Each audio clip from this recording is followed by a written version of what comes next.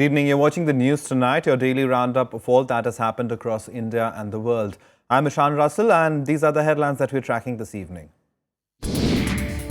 Governor's rule imposed in Jammu and Kashmir following delay in the next chief minister taking over. Prime Minister Modi visits Pathankot Air Base for a first-hand assessment of the situation, but opposition parties continue to slam his government on its Pak policy.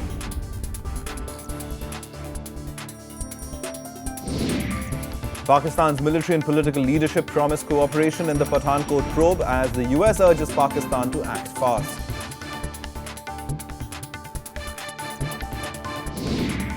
And after a dramatic armed standoff, Mexico recaptures the world's most notorious drug lord, Joaquin El Chapo Guzman.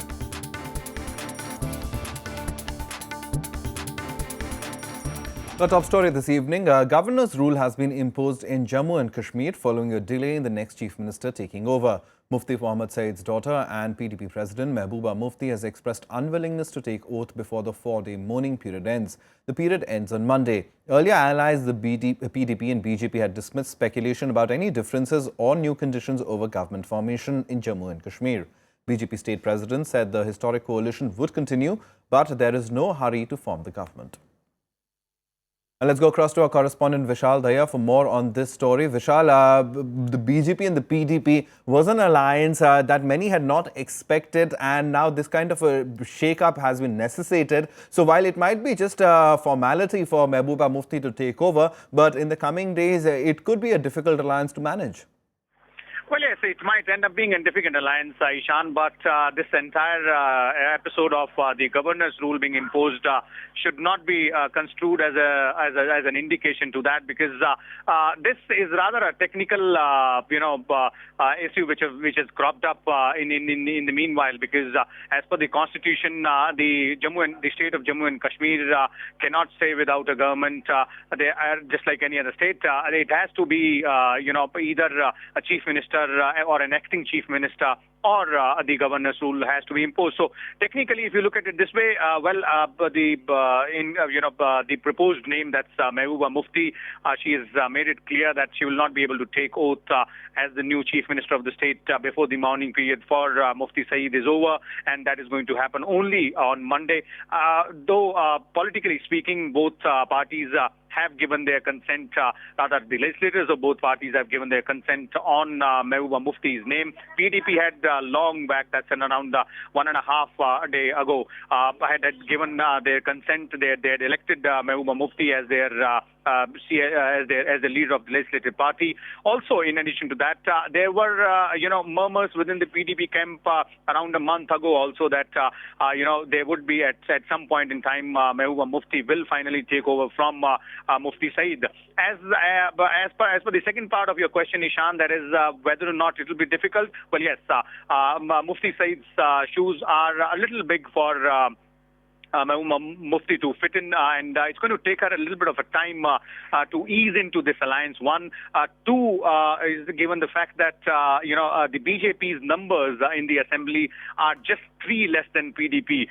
So obviously, somewhere down the line, there is this sort of lurking political threat that maybe the alliance might not work out. But given the kind of indications, the statements coming in from the senior leaders of BJP, not only from the state but also at the center, it is clear as of now that BJP is standing by the PDP and its choice for the next chief minister. That's Mehbooba Mufti. It's just a matter of few days, and once the mourning period is over, the state of Jammu and Kashmir will finally see its first women chief minister taking oath. All right, Vishal, they will keep a track of that story for us. Thanks so much for joining us for now, Vishal. Well, moving on now, Prime Minister Narendra Modi visited the Pathankot Air Force Base today to take a first-hand look at the situation there. He met Air Force personnel there and lauded them for their bravery and determination. The Prime Minister also seemed satisfied with the decision-making and its execution during the terror attack. Officials also briefed the PM in great detail on how the forces neutralized the deadly attack. After the visit, the Prime Minister also noted the coordination among various field units and said that the men and women on ground were the nation's pride. Now, Prime Minister Modi's visit to the Pathankot Air Force Base attracted sharp criticism from the opposition parties. Most of them picked holes in the NDA government's policy of engagement with Pakistan. The air base was attacked less than a week ago by Pakistani terrorists. A week after terrorists wreaked havoc at the strategic Air Force base in Pathankot, Prime Minister Narendra Modi visited the base for a first-hand assessment of the situation. Opposition parties, however, once again asked the NDA government to make amends in its policy of engagement with Pakistan. Well, nothing will happen. Well, the Pakistanis are not interested in peace. The government of India should realize that we've been trying it for the last 36 years. It's not worked, and it's not going to work. So rather than clutching at straws and rather than trying to validate every little statement which comes out of Pakistan, the Prime Minister and the government of India need to find a new template of dealing with Pakistan. And the first milestone in that new template is calling off the Foreign Secretary level talks. इनकी कूटनीतिक failure है, इनका वो तो उसका पर्दाफाश हो गया, डे वन से हो रहा है। जिस तरह की लंबी चौड़ी बात करते थे और जिस तरह से हमारे सैनिक शहीद हो रहे हैं, हमारी सीमा का उल्लंघन हो रहा है, आतंकवादी घटनाएं ये जब आते हैं बढ़ती है। We welcome the Prime Minister must go, must see the site himself, must review the situation, and must also reflect on what went wrong with the coordination at Pathankot. However, we also expect our Prime Minister to evolve a coherent strategy vis-a-vis Pakistan. The ruling party, meanwhile, has defended the steps taken by the government after last week's terror attack. Pathankot incident is a very serious terrorist attack. The Prime Minister today, Narendra Modi ji, is in Pathankot. And obviously, we are all concerned about it. And as the Ministry of External Affairs has said, we expect some prompt action. 6 terrorists believed to owe allegiance to Pakistan-based Jaish-e-Mohammed were gunned down by the security forces after a 4-day gun battle at the Air Force Base last week. 7 security personnel also lost their lives in the attack. Vishal Dahiya, Rajya Sabha TV, Delhi. Now, in a first, Pakistan's military and political leadership have both promised full cooperation with India in investigating the Pathankot attacks and tackling terror in the region. Pakistan's NSA, Sartaj Aziz, meanwhile said that Foreign Secretary-level talks between India and Pakistan will be held on the 15th of January. With tensions simmering, the US also urged Pakistan to act fast against the perpetrators of the Pathankot attack. Pathankot का जो वाक़या हुआ है मैं उसको बहुत condemn करता हूँ और ऐसे वाक़यात हमेशा जब भी पाकिस्तान और इंडिया के दरमियान जब भी मामलात बेहतरी की तरफ जाते हैं, अमन की तरफ जाते हैं, तो ऐसे वाक़यात होते हैं कि ये टास्क जो है ना वो डीरेल हो जाए। Pakistan condemning the Pathankot attack in one voice. Pak Prime Minister Nawaz Sharif and Pak Army Chief General Raheel Sharif pledged to fully cooperate with India on the probe into attack. The high-level meeting on Friday was also attended by ISI Chief, DG Military Operations and National Security Advisor. दोनों leadership ने ये मतलब माना है कि खित्ते के अंदर अमन के लिए और इंडिया और पाकिस्तान दोनों मुल्कों की तरक्की के लिए Pak NSA Sartaj Aziz said that foreign secretaries of both India and Pakistan are scheduled to meet on January 15th. They are expected to decide on details of further meetings planned under the newly agreed comprehensive bilateral dialogue. However, uncertainty still looms large over the scheduled talks. We expect that, as per his promise to Narendra Modi, Sharif will now take actual action to clamp down on these terrorist elements in his country. And so we'll see as to what is actually the outcome of this conference through the action of the Pakistan state. At this point in time, perhaps it would be prudent for India to give Pakistan some time and space because we have given them the evidence. To my mind, as an analyst, the quality of the technical intelligence is of a high order. Pakistan should be able to act against the perpetrators. It will be a very slow process, which is why I think India will have to take a political decision about the Foreign Secretary level talks on the 15th. The United States and other interlocutors are also encouraging India to give Pakistan some space. With tension simmering on both sides, the US said Pakistan must walk the talk on Pathankot attack and the perpetrators of the attack should be brought to justice. Putting the ball squarely in Pakistan's court, India had linked the Foreign Secretary-level talks to Islamabad's prompt and decisive action on the Pathankot terror attack. According to Indian intelligence inputs, groups and people within Pakistan planned and executed the deadly attack. Bureau Report, Rajya Sabha TV. For more on this, let's go across to our correspondent Akhilesh Suman. Akhilesh, this is the first time that Pakistan is showing serious intent as far as taking India's evidence on board, and because of that, it seems that India and Pakistan might be talking to each other, but still a long way to go for countries to really come together. Yeah, actually, Isan, what has Ministry of External Affairs given the bottom line to Pakistan, that we have given actionable intelligence to the country, and then Pakistan has to show something on the ground that whether their words are in accordance with their deeds. So this is the bottom line that India has drawn. India has given no bottom line. India has given no deadline. India has not told that what Pakistan has to do. But what is underlying message that Pakistan should show something on the ground?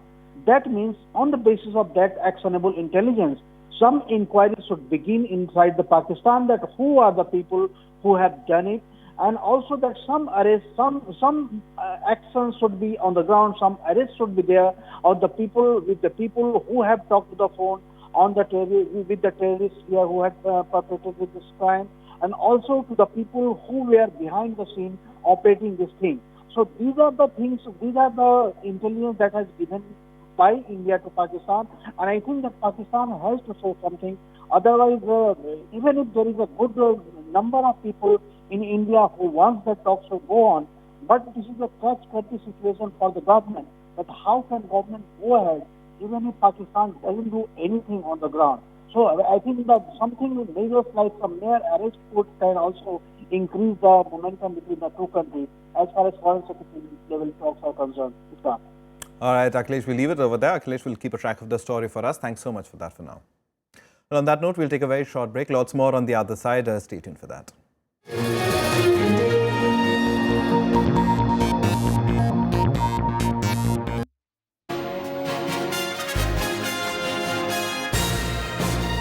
Hello and a very warm welcome to a brand new edition of World Panorama with me, Frank Pereira. Barack Obama has been elected on the basis that I will no longer take America into wars, and in fact quite the opposite, I will pull America out of wars. According to the Indian government, fishermen are not at fault. The US intervention in Iraq set the stage for exacerbation of these conflicts, and then the intervention in Syria.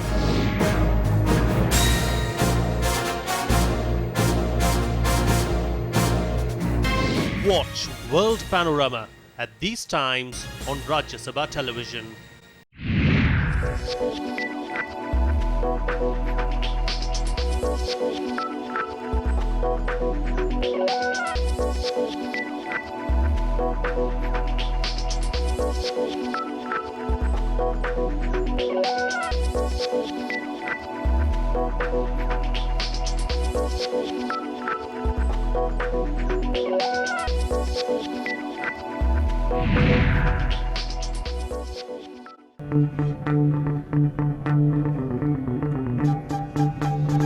Art arisen from a multi-hued cultural canvas.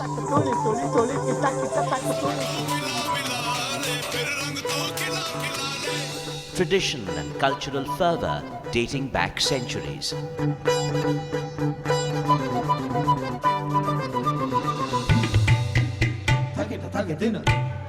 And encircling them all, there's a magic that awes. Embrace your nation's brilliant human warmth.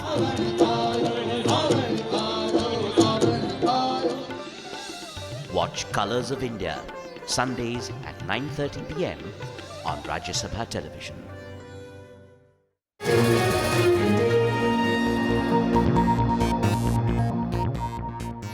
Welcome back. You're watching the news tonight. The External Affairs Minister Sushma Swaraj has called upon all Indian nationals living abroad to be a part of India's development. She also called on Indians in crisis-ridden countries to hear India's advisory from time to time and come back to the country if advised so. External Affairs Minister Sushma Swaraj attended the first limited edition of Pravasi Bharatiya Divas in the national capital to mark the contribution of the Indian diaspora to the country's development. हमने 10 मुद्दे छांटे हैं, जिसमें खाड़ी के देशों के श्रमिकों के मुद्दे हैं, जिसमें PIO कंट्रीज के अपने मुद्दे हैं, एजुकेशन शिक्षा के क्षेत्र में इंडियन डायस्पोरा को कैसे इंगेज किया जाए ये मुद्दे हैं। इस तरह के 10 मुद्दे हमने छांटे हैं और हर महीने एक मुद्दे पर हम चर्चा करेंगे, जिसमें 10 प्रवासी भारतीयों को बुलाएंगे, 5 विशेषज्ञ भारत से होंगे। ये 15 लोगों का समूह दिन भर बैठेगा और दिन भर चर्चा करने के बाद हमें सिफारिशें देगा और मैं और राज्य मंत्री स्वयं उन चिंतन समूहों के साथ बैठेंगे। Through the Ministry of External Affairs that has merged with the Ministry of Overseas Indian Affairs, the Prime Minister is trying to invite all Indian expatriates to come back and contribute to India's flagship programs. महीना भर पहले से उन्हें पता लग जाता है कि उनके प्रधानमंत्री कब आ रहे हैं। वो स्वयं तैयारी करते हैं उसमें जाने की। और सबसे बड़ी बात है कि मीटिंग एक रस्म निभाई के लिए नहीं होती। प्रधानमंत्री अपनी बात कहते हैं, उनकी बात सुनते हैं, उनकी समस्याओं को जानकर यहाँ आते हैं, उनकी पीड़ाओं को लेकर आते हैं और यहाँ आकर उसका समाधान करते हैं। ये एक संपर्क है जो इस सरकार के आने के बाद प्रवासियों के साथ बढ़ा है। This year, the Pravasi Bharatiya Divas was celebrated in a low-key manner on Saturday in the presence of ambassadors of several countries. Sushma Swaraj communicated with Indians in many cities including London, Dubai, Kuala Lumpur and Port Louis via video conferencing. The Pravasi Bharatiya Divas was first celebrated in 2003. Akhilesh Suman's report for Rajya Sabha TV. A week after it was constituted to look into the revamp of the censor board, the Shyam Benegal-led committee today met Information and Broadcasting Minister Arun. The panel discussed the functioning and possible changes in guidelines and policies of the censor board that has been mired in controversies. Renowned filmmaker Benegal has suggested amendments to the guidelines and reworking the scope of the board for clearing movies.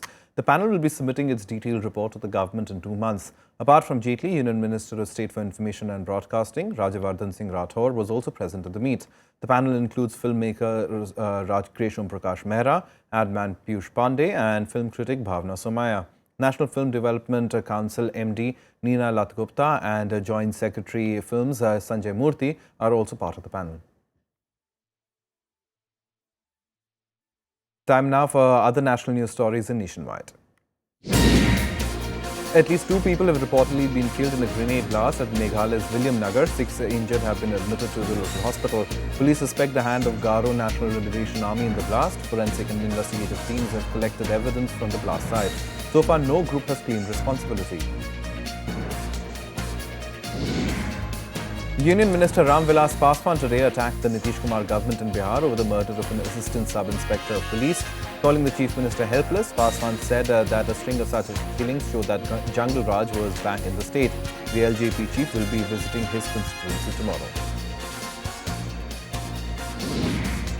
Agitating students at the Jadavpur University have gherao the Vice Chancellor and other officials since Friday evening over the holding of student union elections. The students are protesting against the advisory by the State Higher Education Department, saying that elections should be not held in February to avoid disturbance during exams. The students said they want the Vice Chancellor to notify on their behalf that elections will be held on time.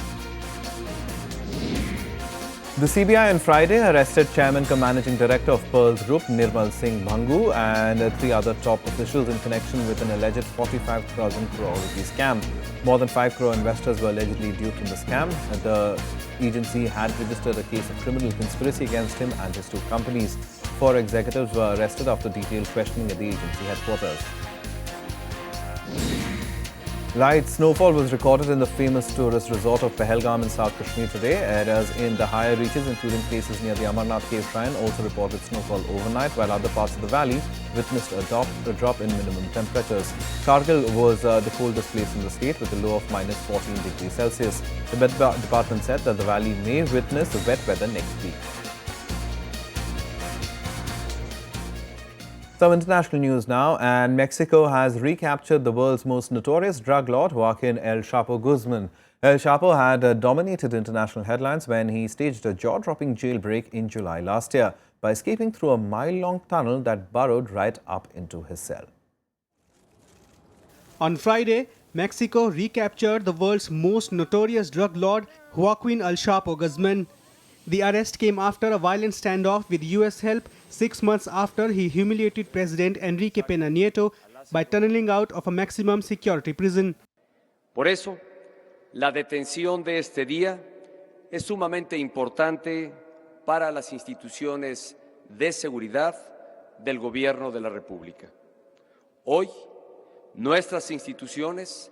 Mexican Navy later released images of the house at which Guzman had reportedly stayed. Before his capture, Guzman is head of the powerful Sinaloa cartel and who Pena Nieto first caught in February 2014.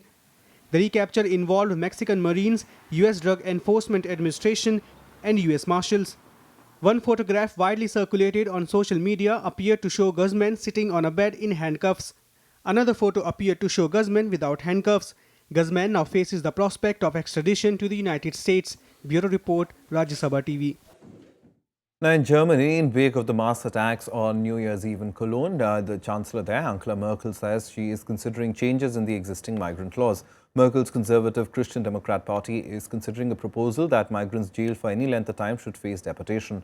The party leadership is currently holding a policy meeting in the city of Mainz. Under current German laws, asylum seekers are only forcibly sent back if they've been sentenced to at least 3 years, providing their lives are not at risk in their countries of origin.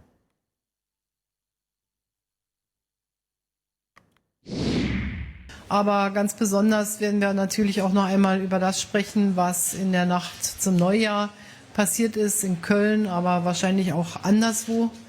Und dazu möchte ich nur bemerken, dass erstens das Allerwichtigste ist, dass Some more international news and updates in Global Buzz. The Sri Lankan Parliament has begun a process to formulate a new constitution, with Prime Minister Ranil Wickremesinghe presenting a resolution to set up a constitutional assembly of all members for the purpose. The current constitution, which introduced the executive presidential style of government, has been widely criticised for curtailing democratic rights of the people and minority rights. The Constitutional Council will have a group of experts to advise it and will seek public representation in drafting the new constitution.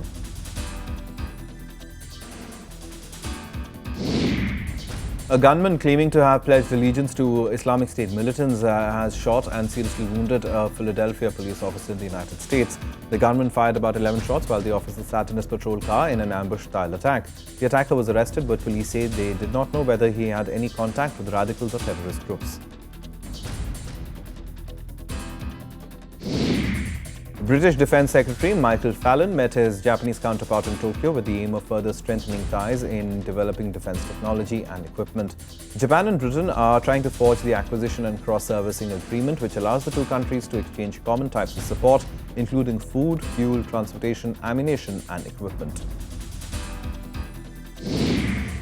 A UN envoy met Syrian Foreign Minister in Damascus ahead of planned peace talks later this month. Envoy de Mistura's visit comes a day after Syrian rebels said they were under international pressure to make concessions that would prolong the war.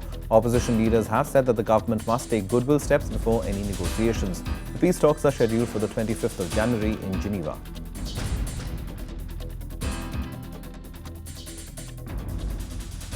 Time now for all the sports action in Sports Beat. Sania Mirza and Martina Hingis continued their dominant run in the women's doubles by winning the Brisbane International title. The Indo-Swiss pair defeated the German duo of Angelique Kerber and Andrea Petkovic 7-5, 6-1. This is the pair's 6th consecutive title. They're now on a 26-match unbeaten run.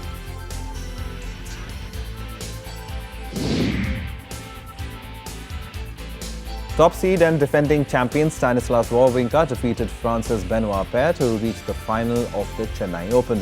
Wawrinka produced a dominating display to win 6-3, 6-4 to reach his third successive final.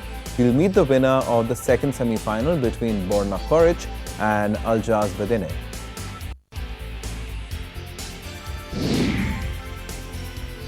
Pacer Mohammad Shami has been ruled out of the one-day international and T20 squads for India following a hamstring injury. Shami, who made a comeback to the national side for Australia following a 9-month-long injury break, has been ruled out of action for 4 to 6 weeks. Bhuvaneshwar Kumar has been named as his replacement.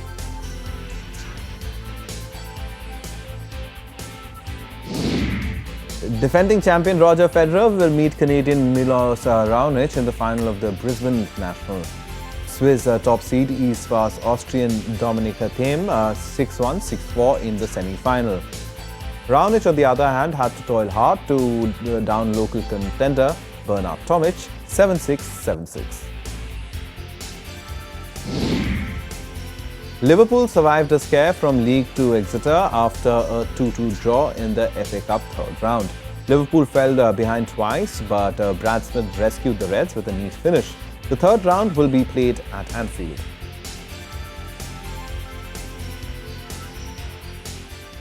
Well, that's the news tonight. Good night.